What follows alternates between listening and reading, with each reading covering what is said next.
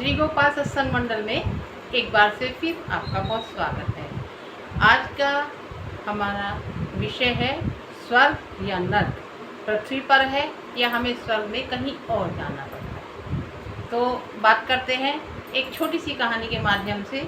एक सीधा साधा सा भोला भाला सा लड़का था जिसका नाम था लक्ष्मी नारायण।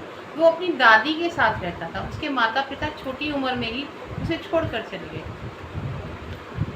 भोले बालक की दादी उसको रोज देवताओं की, दानवों की, पाताल लोक की, स्वर्गलोक की कथाएं सुनाती थी। एक दिन दादी माँ ने स्वर्गलोक का ऐसा वर्णन किया कि लड़का स्वर्गलोक देखने की जिद करने लगा।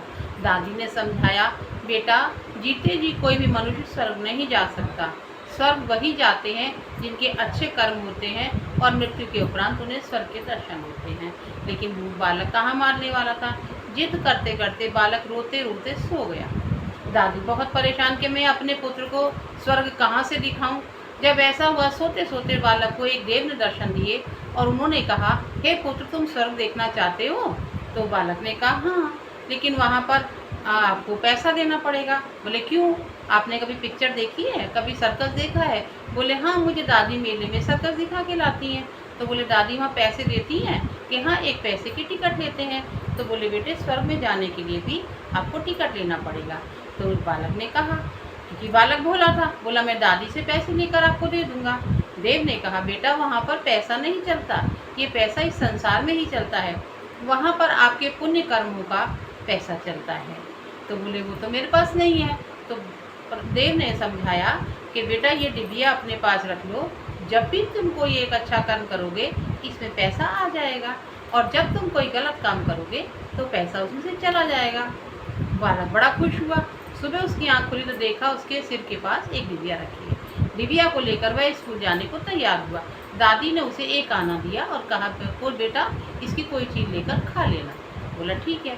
अब जैसे ही वो स्कूल के पास पहुंचने वाला था, एक भिखारी ने उससे पैसा मांगा। उसने मना कर दिया, लेकिन जब उसने देखा सामने से गुरुजी आ रहे हैं तो उसने वो पैसा भिखारी को दे दिया। गुरुजी ने देखा कि छोटा सा बालक, इसके मन में इतने अच्छे विचार, और उन्होंने उसकी बहुत प्रशंसा की। अब तो बालक सोचने लगा, मेरी डिबिया में रुपया आ जाएगा, परंतु रुपया तो आया नहीं। बड़ा उदास हो गया। जैसे ही दोपहर में सोया, देव ने कहा, बेटा, आपने अपने अध्यापक से प्रशंसा पाने के लिए 1 रुपया दान किया था, आपको प्रशंसा मिल गई। जिस चीज़ की आपको चाहत थी वो आपको मिल गई, तो रुपया कहाँ से आएगा? आप किसी भी लालच के बिना कोई भी अच्छा काम करोगे तो आपको रुपया अवश्य मिलेगा। अब तो बालक बड़ा सोच में पड़ गया कि मैं क्या करूं। अगले दिन वह स्कूल जाने लगा। दादी ने उसको 2 आने दिए और बोले, बेटा, कुछ फल लेकर खा लेना। बोला, ठीक है। स्कूल से पढ़ा तो उसने देखा कि उसका दोस्त मोतीलाल स्कूल नहीं आया। उसने कहा, घर जाके पता करता हूँ क्या बात है। रास्ते में उसने 2 आने के 2 संतरे खरीदे। अब जब लक्ष्मी नारायण मोतीलाल के घर पहुंचा तो वैद्य जी देख रहे थे और उन्होंने दवा की पुड़िया देते हुए कहा, माताजी, इसको दवा के बाद संतरे का रस पिलाना तो जल्दी लाभ हो जाएगा। अब माता रोने लगी, कहने लगी, मैं तो 3-4 दिन से इसकी बीमारी की वजह से मजदूरी पर भी नहीं जा रही, तो मैं पैसा कहाँ से लाऊंगी। जैसे ही मोतीलाल ने देखा, बोले, माताजी, आप चिंता मत करो, आप ये संतरे का रस को देना, मोतीलाल ठीक हो जाएगा। माँ बड़ी खुश हुई। घर आया तो देखा उसमें 1 की जगह 2 रुपये थे, क्योंकि उसने 2 संतरे दान किए थे। अब तो वो अच्छे अच्छे काम करने लगा। रोज डिबिया भर जाती, पर कभी गलती हो जाती तो 1 रुपया उड़ जाता। कैसे? जैसे एक दिन उसकी छोटी बहन उसका खिलौना लेने लगी, उसने मना किया, वो नहीं मानी, उसने उसको मार दिया। बहन रोने लगी तो उसका 1 रुपया कम हो गया। अब वो सोचने लगा, ये तो बहुत गलत बात है, मेरा तो रुपया ही ख़त्म हो गया। अब बहुत सोच करके जब कोई गलत काम होता तो लक्ष्मी नारायण उसको करने से पीछे हट जाता और कोशिश करता कि मैं अच्छे से अच्छा काम करूं। धीरे धीरे उसकी डिबिया भर गई। एक दिन की बात है, वो खेलता हुआ जा रहा था नदी किनारे, तो उसने देखा एक साधु बैठा हुआ रो रहा है। बोला, आप क्यों रो रहे हो? कह रहा, बेटा, मैंने बड़े मुश्किल से अच्छे अच्छे काम करके डिबिया भरी थी, मैं स्वर्ग देखूंगा, लेकिन मेरी डिबिया इस नदी में गिर गई, अब मैं क्या करूं? भोला बालक दौड़ता दौड़ता घर गया और आकर के बोला, महात्मा, आप ये डिबिया ले लो, और बोले, बेटे, तुमने तो ये बड़ी मुश्किल से इकट्ठे करे होंगे। बोले, कोई बात नहीं, मैं तो अभी छोटा बच्चा हूँ ना, फिर दोबारा इकट्ठे कर लूँगा, लेकिन आप तो बहुत बुजुर्ग हो गए हैं, वृद्ध हो गए हैं, पता नहीं आप दोबारा इकट्ठा कर पाएंगे या नहीं, तो आप इससे स्वर्ग देख लीजिए। जैसे ही उसने ये कहा, वो वृद्ध और कोई नहीं थे, वो देव ही थे। उन्होंने तुरंत बच्चे की आंख पर हाथ फेरा, उसको पूरे स्वर्ग के दर्शन कराए, उसे अच्छी अच्छी चीज़ें दिखाई और ये बताया कि कौन से अच्छे कर्म करने से क्या फल मिलता है और कितने समय तक मनुष्य स्वर्गलोक में रह सकता है।